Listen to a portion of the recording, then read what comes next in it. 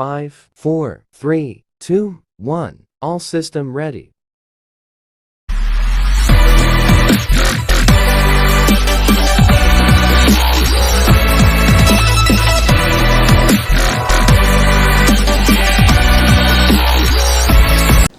Halo Sobat BMFKIP 2023. Selamat datang di podcast BMFKIP 2023 bersama saya Hilda Febriani. Oke teman-teman, Sobat FKIP, di sini saya sudah duduk ya manis bersama dua kakak ganteng yang sudah siap nih, yang sudah siap mengikuti acara hari ini ya, podcast hari ini. Wah, gimana kalau misalnya kita tanyakan langsung aja namanya, jurusan dan angkatan berapa? Oke, langsung aja dari sebelah sini dulu deh, boleh.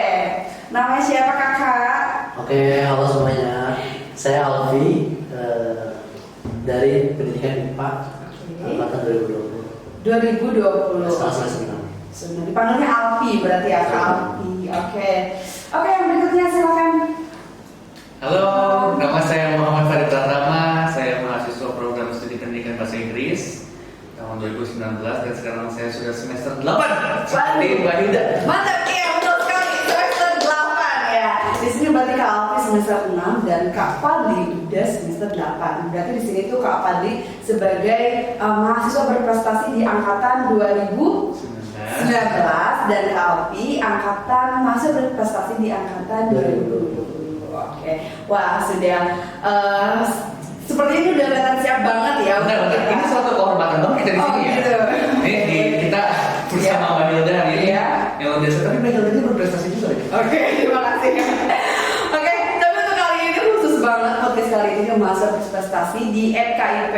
Wah, ini menarik sekali ya teman-teman. Sebetulnya ya banyak sekali mahasiswa FKIP yang menanyakan itu gimana sih kok bisa jadi mahasiswa berprestasi. Terus juga kayak ini kapan daftarannya, ini gimana aja sih? Banyak banget yang penasaran, makanya itu.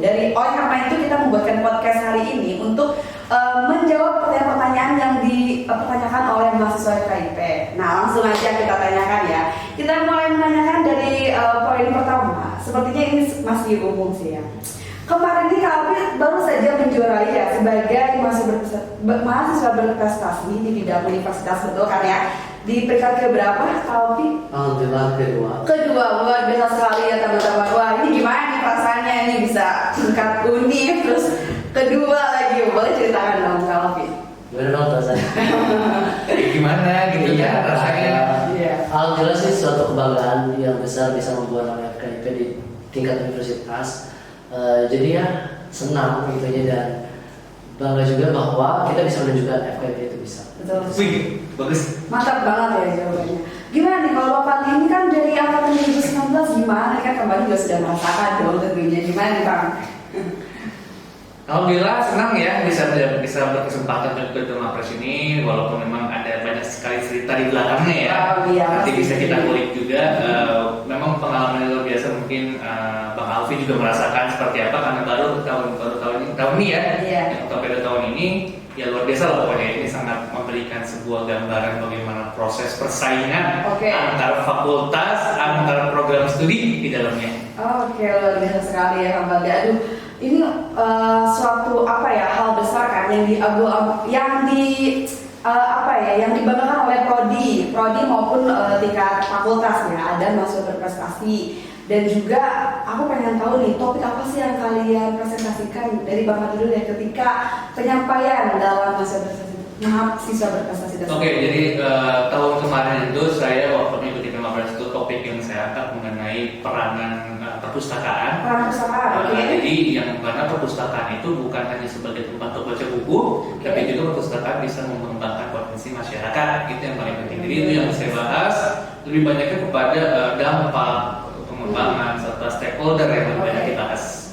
Oke, luar biasa sekali Kang Baldi. Nah, itu menjadi salah satu hal yang dipilih atau yang dipilih oleh Bang Fadli. Ini apa sih yang membuat menariknya dari topik tersebut? Apakah sebelumnya Bang Fadli emang sudah terjun ke dunia tersebut atau kan memang ada linknya dari beberapa gitu yang menyarankan itu atau gimana? Tentu, ini menarik ya karena apa yang saya bahas ini mungkin belum dibahas di tempat lain.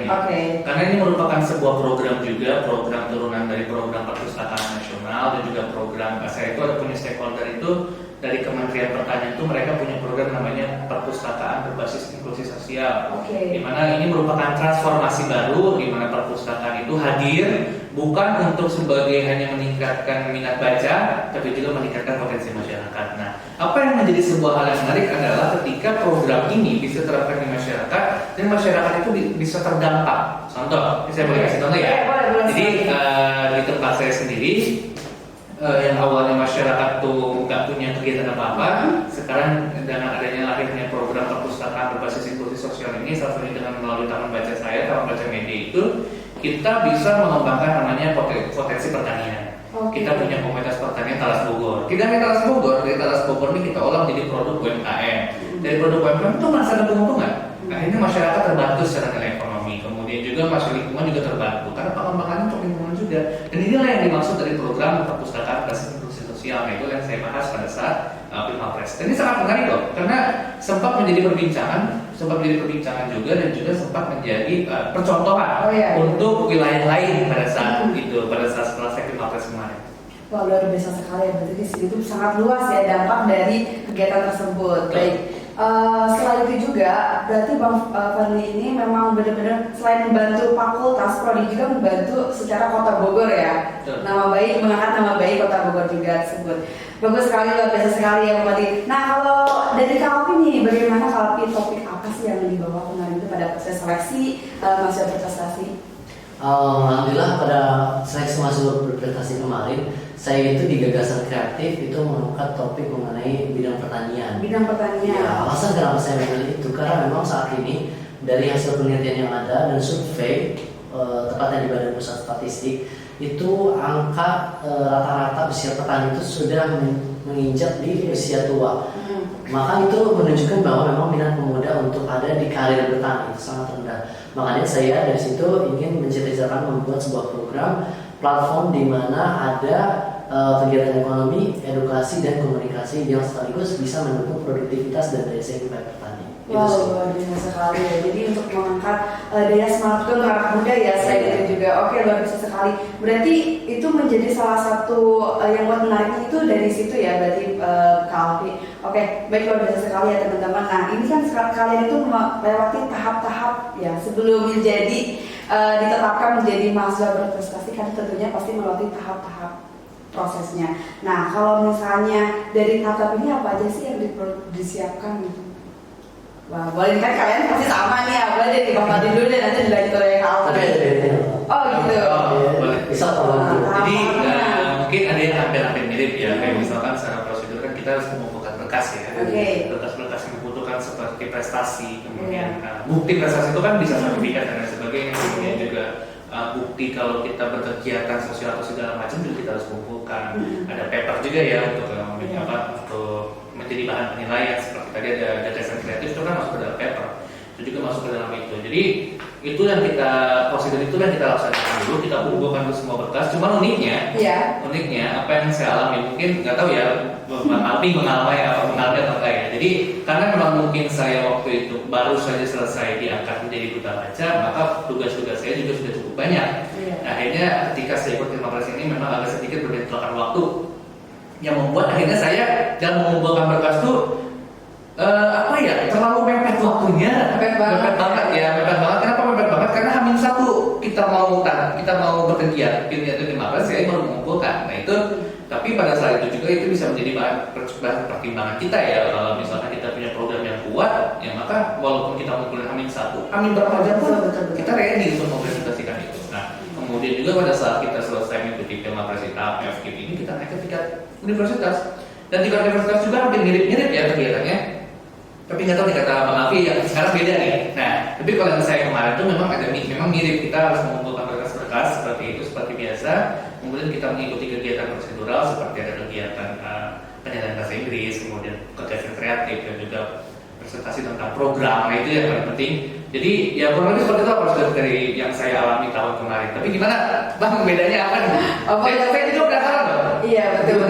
Oh iya, mungkin buat teman-teman juga ya untuk persiapan siapapun nanti masuk berprestasi tahun depan harus mempersiapkan ini. Jadi intinya seperti yang dikatakan Bang Fadli, kita ini dalam pemilihan mahasiswa berprestasi itu ada 3 yang dinilai. Gagasan kreatif, capaian unggulan, dan bahasa Inggris. Sebetulnya sama tadi, mengumpulkan berkas dulu, kemudian nanti akan ada tes, pengujian gitu ya, dan ada dari yang sudah kita omongkan itu dibuktikan keaslian atau tidak gitu kan. Nah bedanya adalah di tahun ini tuh Bang, untuk bagian bahasa Inggris di tingkat fakultas universitas sampai ke wilayah bahkan nasional awal itu untuk bahasa Inggrisnya hanya dinilai melalui video. Wow. Jadi peserta itu hanya dipersilakan untuk membuat video, kemudian diupload, dikirim linknya, lalu nanti akan dinilai video tersebut. Jadi tidak ada wawancara. Oh enggak kayak Kalau dulu kan abang Iya, wawancara wawancara. langsung dengan penguji, misalkan dari dosen atau dari profesor siapa. Nah kalau sekarang itu tidak. Mungkin kelebihan kekurangannya tergantung pada peserta ya kalau menurut Iya, saya. iya. Karena memang orang yang sudah siap untuk wawancara ya mungkin lebih prefer wawancara. Iya, iya. Orang yang siap untuk video ya lebih memilih video. Itu sih bedanya. Justru itu yang enak gitu, karena kita pakai video ya. Iya, agak sih. Kalau kalau kita kan kemarin saya mau di tingkat kemarin kan di tingkat yang fakultas kan kita hanya sesi wawancara ya. Tapi kalau di tingkat universitas itu saya bukan wawancara, itu namanya itu ada speech gitu. Jadi kita memberikan gagasan memberikan gagasan kita melalui sebuah pidato berkenaan dengan SDGs. Nah itu sama tapi di dalam video. Nah kalau saya langsung dihadapkan dengan 3 juri loh. Juri bahasa pendidikan bahasa Inggris, juri sastra Inggris, sama juri ini gitu lah. Mungkin ada kelebihan untuk yang kemarin terakhir itu ya orang bisa siap ya peserta itu. Tapi ada juga mungkin orang-orang yang lebih prefer untuk langsung. Nah, benar. Mungkin sebenarnya ini ada kebalikannya ya. Iya, Tapi iya. prefer untuk langsung, saya prefer untuk video. Iya sih. Kaliannya ya, ini Kalpi yang video, Bang Fadli langsung secara langsung ya. Iya. Waduh ya. Berarti kalau untuk masuk prestasi ini tentunya harus ada tekad dan juga siap menghadapi resiko apapun ya. Wajib. Gitu. Wajib banget tuh tekad ya teman-teman, siap banget itu harus siap banget. Oke, di sini kan berarti Beni Kelapa menjadi mahasiswa berprestasi itu sudah ada gelarnya dong. Kalau kemana-mana pasti mapres gitu kan. Mapres gitu kan. Biasanya kan kalau biasanya suka dipampang fotonya di foto di Instagram gitu ya, di baliho mungkin nanti ya. Sebagai mahasiswa berprestasi. Tapi apakah dari hasil dari mahasiswa berprestasi ini adakah yang yang predikatnya berkelanjutan? Apakah akan dilanjutkan ataukah hanya berhenti saja di situ? Apa rencana kedepannya? Ataukah udahlah cuma maksudnya udah selesai gitu? Ataukah ada rencana lain kedepannya nih, misalnya mau menjadi ketua LP? Ketua ini. Ini apa dulu? Saya dulu. Jadi kalau saya gini ya, apa yang saya paparkan di Pilmapres itu juga sama dengan apa yang saya paparkan pada saat kita baca. Jadi ada perbaikan. Jadi ketika saya melihat ini di Pilmapres ini mungkin karena saya juara 2 gitu ya bahasanya. Jadi saya melihat dulu nih ada yang sepertinya apa yang bisa saya improve. Terus akhirnya saya coba dari sendiri ceritanya setelah saya udah baca, saya Pilmapres dari tingkat FKIP, tingkat fakultas, tingkat univ. Karena di univ saya gagal, saya lanjut ke tingkat kabupaten. Wow. Saya ikut program pengabdian masyarakat di Kabupaten Bogor. Nah justru ketika saya kalah pada saat itu juara 2, mungkin jadi masukan juga ya buat teman-teman nanti yang ikut Pilmapres terus kalah gitu, jangan nyerah gitu. Ini buat masukan juga. Jadi ketika saya kalah itu merupakan garisan takdir mungkin ya. Karena ketika saya kalah, saya punya waktu. Saya punya waktu untuk mengembangkan lagi. Jadi waktu itu saya taman baca masih 5 taman baca pada saat saya Pilmapres. Tapi pada saat setelah saya Pilmapres, ternyata saya sudah siap membuka 3 taman baca baru waktu itu. Akhirnya sekarang udah kebuka tuh. Jadi ada waktu buat itu. Saya mengembangkan program yang bisa saya kembangkan dan akhirnya pada saat saya lomba di tingkat kabupaten itu ada namanya program pengabdian masyarakat tingkat kabupaten, saya ikut, alhamdulillah saya juara 1 pada saat itu. Jadi waktu yang karena kekalahan saya itu menjadikan saya memiliki waktu yang cukup panjang untuk mempersiapkan lebih jauh lagi. Dan ketika saya apply tingkat kabupaten, karena tingkat kabupaten ini benar-benar ya.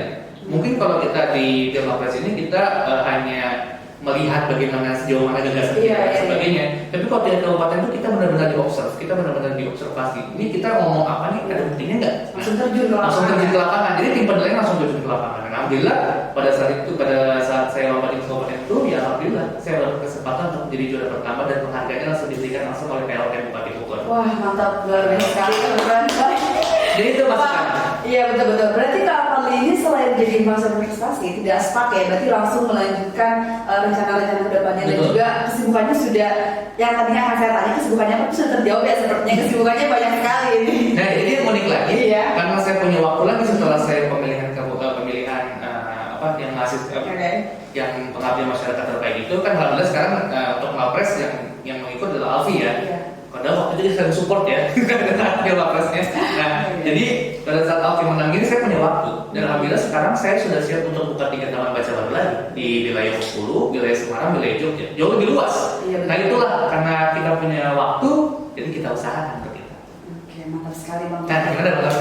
Luar biasa sekali. Oke, sekarang jadi Kalvi nih. Kalvi rencananya kedepannya mau apa? Ataukah udah stop aja? Ataukah berencana? Ataukah membuat keluarga berencana? Ya siapa tahu udah kepikiran sudah. Ataukah memang ada hal yang sudah dipersiapkan untuk kedepannya ini gimana? Berkaitan dengan rencana saya apa di masa depan gitu ya. Sebetulnya kalau dari kaitan dengan setelah Pilpres itu di Pilpres itu kan tadi Bang Fadli sudah mengutip bahwa kita ini ada bahas tentang SDGs.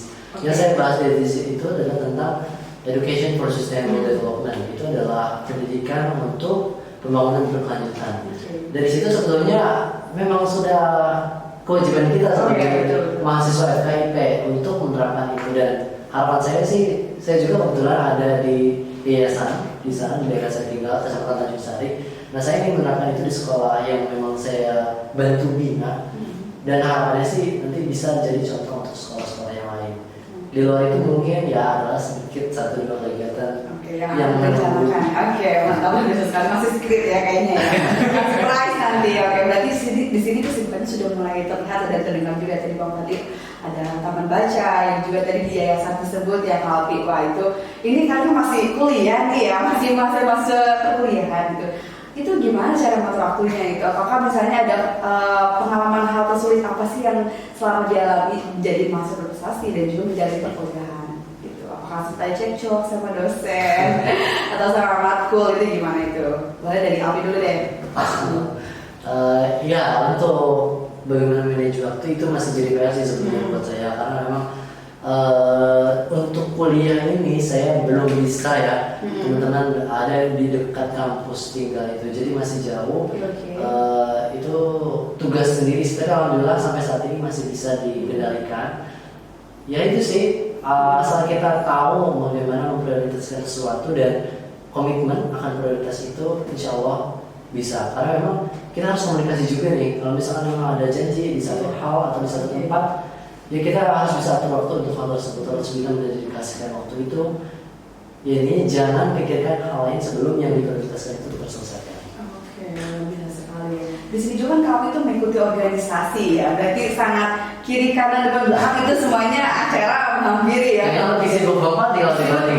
Ya ini kalau ini sibuknya udah benar-benar ke tingkat luar ya, berarti kan taman baca nih sibukannya juga banyak. Iya, aduh, gimana nih Bapak bicara waktunya ini kira-kira ada nggak waktu teman-teman nih hangout terus jalan apa gitu gimana Bapak? Ini kalau bicara kesibukan ya, Iya. sebenarnya kalau dibilang sibuk banget enggak, tapi kadang-kadang waktunya aja nggak cukup gitu. Oke, kayaknya 24 jam bagi Jadi dibilang kurang ya. dibilang sibuk itu enggak begitu terlalu sibuk, tapi waktunya aja yang nggak cukup. Contoh, saya kan punya sekarang 6 taman baca. Iya. Kemudian juga saya selain 6 taman baca itu 6 taman baca itu hanya salah satu. Jadi karena saya pengelola taman baca itu punya pribadi, kemudian juga saya menjadi ketua lembaga perpustakaan desa. Nah, ketua lembaga perpustakaan desa ini menurut saya ini levelnya jauh lebih agak berat ya, Iya. karena yang namanya kita membawa nama perpustakaan lembaga itu artinya kita tidak hanya mengurusi satu hal. Contoh di desa Gunung Putri sendiri kan sudah punya perpustakaan desa. Perpustakaan desa itu kalau mau tahu kita punya yang namanya regulasi itu tebalnya segini. Wow. 3 perpustakaan desa. Nah, jadi itu yang harus saya kejar. Kemudian juga perpustakaan desa itu, gimana kelembagaan kita itu tidak hanya mengurusi perpustakaan desa, kita juga mengurusi pojok baca digital yang merupakan dukungan langsung dari Perpustakaan Nasional Republik Indonesia. Jadi kita tuh dapat dukungan bantuan itu program dengan nilai total 250 juta rupiah dari Perpusnas RI. Itu kita berbentuk pojok baca digital itu baru dan katanya pertama di Indonesia perpustakaan desa yang menerima itu. Kemudian juga saya mengurusi perpustakaan pertanian, terutama tadi ada yang fasilitasi pertanian juga. Saya mengurusi karena Gunung Putri sendiri sekarang sudah berfokus pada ketahanan pangan. Sama satu lagi adalah saya mengurusi 20 taman baca masyarakat. Nah, ini 20 taman baca masyarakat yang ada di Gunung Putri ini jadi tanggung jawab saya, di mana saya harus membuat materi edukasi, modul pengelolaan, kemudian juga kurikulum, kemudian juga. Nah, kalau di sekolah ini uniknya ada kurikulum. Kita taman baca Gunung Putri ada kurikulum juga, dan itu yang kita kembangkan sekarang. Jadi memang agak banyak, mungkin kita perlu waktu yang banyak. Nah, apalagi kalau misalkan diibaratkan dengan bagaimana kita membagi waktu dengan pada saat kita kuliah. Gitu. Nah, jadi gini. Saya itu kemarin baru diundang diundang DPR RI untuk RDPU, untuk rapat dengar pendapat umum dari DPR RI mengenai peningkatan edukasi literasi. Nah, apa yang saya sampaikan di sana adalah merupakan beberapa hal yang mungkin bisa menjadi bahan pertimbangan dalam penerapan kebijakan atau pembuatan kebijakan ke depannya untuk Kementerian Pendidikan dan Kebudayaan, kemudian Perpustakaan Nasional. Karena apa yang saya sampaikan adalah apa yang sejatinya merupakan tanggung jawab dari Kementerian Pendidikan dan Kebudayaan tapi tidak diterapkan. Nah, itu yang saya sampaikan pada saat saya RDPU. Nah, berkenaan dengan ini, apa yang saya lakukan pada saat kuliah itu merupakan sebuah gambaran. Karena kita kuliah pendidikan nih, kita tahu lah bagaimana proses kurikulum, bagaimana proses pembelajaran dan sebagainya. Nah, justru dengan saya mengikuti kegiatan kemarin ini, kegiatan yang aktif di bidang edukasi literasi secara sosial itu justru memberikan sebuah gambaran buat saya untuk bagaimana kebijakan itu bisa ada, bagaimana kita bisa mengkoreksi, bagaimana kita bisa mengevaluasi, dan juga kuliah ini merupakan waktu tambahan buat kita. Betul. Jadi bukan kita tidak memprioritaskan kuliah buat saya ya, atau buat teman seperti apa. Jadi kalau buat saya kuliah ini bukan seperti prioritas, tapi merupakan sebuah waktu tambahan. Karena apa yang kita pelajari sebenarnya adalah di real life itu. Kejadian nyata itu. Jadi apa yang ketika saya diundang DPR, terus saya membahas apa yang merupakan apa yang merupakan bisa menjadi pertimbangan kementerian itu untuk menghasilkan kebijakan yang baru. Karena apa yang saya alami itu juga saya alami di kuliah ini. Nah, itu salah satu. Ya, berarti kalau kuliah itu hanya sebuah ibaratnya materi itu aja kita dapatkan, dan kita bagaimana caranya kita dapat mengimplementasikan materi tersebut untuk misalnya tadi ke masyarakat kan ya, pengabdian masyarakatnya ataupun memperluas rancangan yang akan berdampak positif bagi warga-warga Bogor ataupun yang lain ya, betul. Tapi ada hal unik lagi. Jadi banyak banget mahasiswa itu mempertanyakan gitu. Kita ini belum cukup pengalaman, apalagi yang kuliah pendidikan ya, banyak yang belum cukup pengalaman. Nah, salahnya apa? Sebenarnya kuliah itu tidak salah. Kuliah itu kan hanya kita untuk mendapatkan ilmunya. Nah, penerapannya di kita. Betul. Apakah kita mau menerapkannya duluan atau kita hanya menunggu kita lulus baru kita menerapkan? Justru itu menurut saya telat.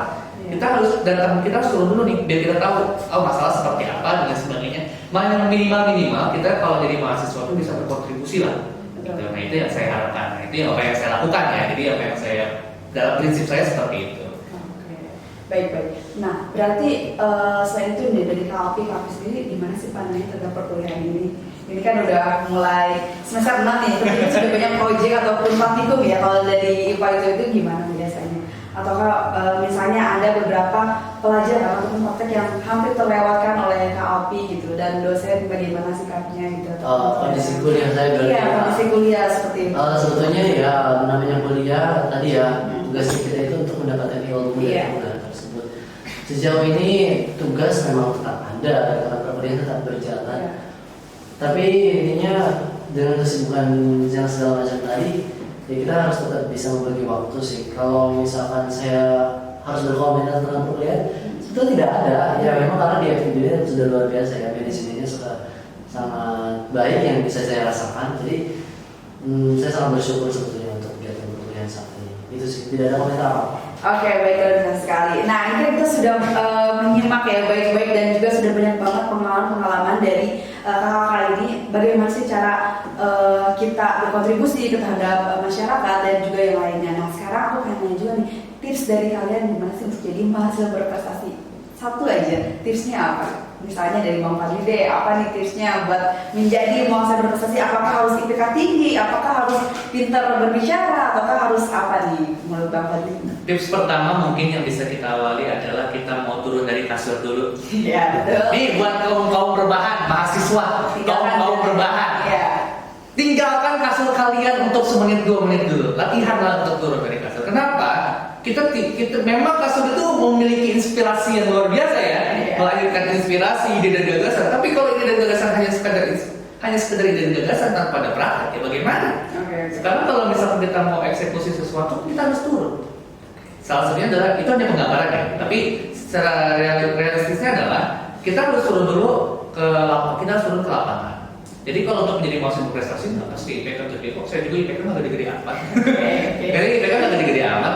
Maksudnya dibanding dengan yang lain ya. Tapi dalam arti kita berbicara mengenai experience-nya, pengalaman kita ya seperti apa. Nah, kalau misalkan kita yang menjadi mahasiswa berprestasi, prestasi itu kan lahir dari pengalaman. Ini Bang Alfi nggak bakal bisa menjadi juara kalau misalkan Bang Alfi nggak punya pengalaman dalam programnya. Pasti dia akan praktik dulu. Dia akan melihat dulu bagaimana sejauh mana programnya, ide gagasannya seperti apa, kemudian dia punya gambaran. Itu kan harus perlu ada yang namanya pengalaman. Baru dia bisa menceritakan sesuatu gitu. Nah itulah salah satunya. Jadi kalau untuk menjadi mahasiswa berprestasi, tips pertama adalah turun dari kasur. Artinya kita turun dulu ke lapangan untuk kita bisa menerapkan apa gagasan kita. Yang kedua adalah kita harus berani. Jangan takut. Ini dikit-dikit kan mahasiswa biasanya apalagi yang masih kaum rebahan bisa bicara ya. Jadi banyak mahasiswa tuh banyak yang takut. Kayak misalkan pengen jadi pengusaha, tapi takut mengeluarkan modal. Kita pengen jadi kita jadi pengen ikut kegiatan sosial tapi takut tidak menguntungkan. Nah, justru yang takut-takut inilah yang menjadi masalah besar. Karena apa? Kalau misalkan kita bicara, contoh ya, di sini saya punya produk UMKM, tapi saya juga awalnya bingung produk UMKM mau seperti apa gitu. Siapa yang akan mengerjakan? Nah, yang mengerjakan adalah masyarakat. Produk pertanian dari mana? Masyarakat. Kita punya namanya Poktan, kita yang punya namanya kelompok wanita tani. Di sini mereka bisa menerapkan, di sini mereka bisa kita manfaatkan mereka untuk menghasilkan produk pertanian. Kemudian juga kita punya nilai keuntungan. Nah, itu yang kita lakukan. Nah, justru itulah yang paling penting. Dan yang penting adalah berani turun ke lapangan dan juga harus berani. Betul, mantap sekali. Nah, oke, silakan lanjutkan ke Alvin ini. Itu udah lama banget ya Kak. Oke, kalau secara prosedural dalam pemilihan mahasiswa berprestasi ini, ya tadi kuncinya adalah 3: CPM unggulan, bahasa kreatif, dan bahasa Inggris. 3 hal itu memang harus diasah dari sekarang. Jadi jangan berkata bahwa semester 6 baru bisa jadi mahasiswa berprestasi, itu salah. Dari semester 2 itu bahkan bisa gitu loh. Gak ada yang mungkin. Asalkan 3 kunci itu bisa. Tapi balik lagi ya, kalau misalnya tidak ada kalian seperti yang dikatakan Bang Fadli, big no jadi mahasiswa berprestasi. Mulailah untuk turun dulu dari kasur ya, dan asal kembangkan 3 kemampuan tadi. Bahasa Inggris karena itu adalah hal yang bersifat internasional. Kemudian capaian unggulan, banyak-banyak ikut lomba. Teman-teman kalau misalnya mau berprestasi itu dari lomba tersebut, jangan takut kalah. Namanya kalah pasti akan ada pelajaran di situ. Apa evaluasinya? Baru bisa menang. Kemudian setelah kumpul banyak dari prestasinya, baru nanti terakhir kita apa yang mau kita gagas dari pengalaman tadi bisa dikaitkan dan juga bisa diimplementasikan. Insya Allah prestasi itu akan datang. Wah, luar biasa sekali. Di sini kita sudah mendengarkan ya dari berbagai macam pandangan dan sudut pandang dari Kak Alfi dan juga Kak Fadli. Nah, di sini kan tentunya banyak mahasiswa yang penasaran dan juga ingin menonton kan tentunya. Nah, aku pengen nanya juga nih, tentunya pesan dari Kak Alfi maupun Bang Fadli untuk mahasiswa FIP yang menonton ini, gimana sih gitu pesannya agar tertarik gitu untuk menjadi Mapres dan juga menjadi mahasiswa berprestasi dari mahasiswa Fakultas Keguruan ini. Coba gimana dari Kak Alfi deh? Kalau misalkan teman-teman memang masih ragu apa sih mahasiswa berprestasi itu, sebetulnya banyak benefit yang bisa kita dapatkan gitu ya. Pengalaman itu udah gak bisa terhitung lagi. Tapi intinya kita nggak akan nyesel, dan kita nggak nyesel sebetulnya. Ada istilah bahkan seseorang yang bisa addicted, apa ya bahasanya, addicted gitu ya, pokoknya terhadap sebuah kesuksesan, dan itu bisa dirasakan untuk orang-orang yang bisa mencapai itu. Jadi teman-teman, sebuah kesuksesan itu menyenangkan gitu loh. Jadi jangan ragu untuk berprestasi, dan tadi yang sudah disampaikan Bang Fadli juga termasuk saya, coba diasah lagi, dikembangkan lagi, karena tidak ada kata terlambat. Dan satu hal, saya sangat ingin mengutip apa yang disampaikan Bang Fadli, bahwa sebetulnya ketika lembaga khususnya pemerintahan itu butuh masukan, mereka itu tidak akan mencari kemana-mana. Tapi orang yang berprestasi, maka jangan menuntut hal-hal yang tidak istilahnya tidak diminta gitu loh. Ketika mereka butuh, mereka yang mencari itu yang berprestasi. Maka mulailah untuk berprestasi, baru kalian akan dicari. Baru kita akan diundang. Ya itulah pokoknya. Orang berprestasi pasti bakal diundang. Betul. Karena itu berawal dari kita juga ya. Iya, jadi kalau sampai mengkritik duluan atau gitu, kita bakal diminta pendapat kalau misalnya memang sudah terlihat buktinya. Betul sudah terlihat, sudah terbaca bahwa kita dalam masa berprestasi dan juga bakal bisa lebih dihargai dan didengar gitu. Betul. Oke, siap. Kembali gimana nih pesannya nih? Pesannya sih kita harus menerapkan 3 prinsip ya. Ini prinsip saya sih, tapi kalau kalian mau terapkan silakan. Ada yang namanya prinsip lakukan, tunjukkan, pamerkan. Ini 3 prinsip nih. Oke. Jadi kalau kita punya sesuatu gagasan, kita lakukan dulu. Kemudian kalau gagasan itu bisa berhasil maupun tidak berhasil, kita tunjukkan. Kalau berhasil bisa kita tunjukkan untuk sebuah keberhasilan. Kalau misalkan gagal itu bisa kita tunjukkan untuk jadi bahan evaluasi. Dan yang paling penting adalah yang ketiga, pamerkan. Kita punya sosmed loh, digital. Kita punya program itu harus dipamerkan. Biar apa? Jadi dukungan buat orang-orang. Saya udah ngobrol sama Mbak Hilda, kayaknya Mbak Hilda tertarik nih program saya kan? Iya, jadi makanya harus kita pamerkan. Nah, Bang Altu punya program, Bang Altu harus pamerkan.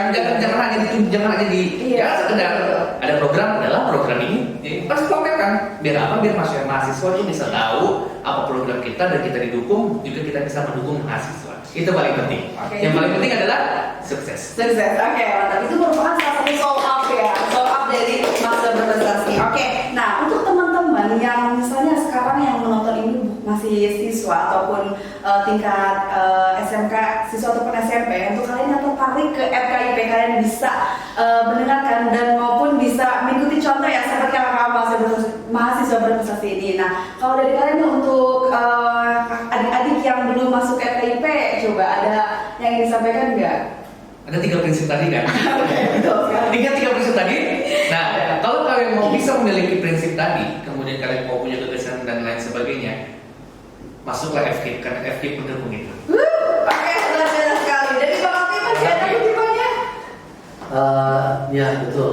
Dari yang saya sebetulnya sudah sangat setuju dengan Bang Alfi, tapi yang ingin saya ingatkan kepada teman-teman di luar sana, khususnya yang mahasiswa, adalah kita nggak bakal bisa seperti ini tanpa ada di FKIP. Karena dengan kita didukung oleh FKIP, ya kita bisa seperti ini. Oke, mantap sekali ya. Ini jadi mengharapkan nama FKIP juga ya, Bang.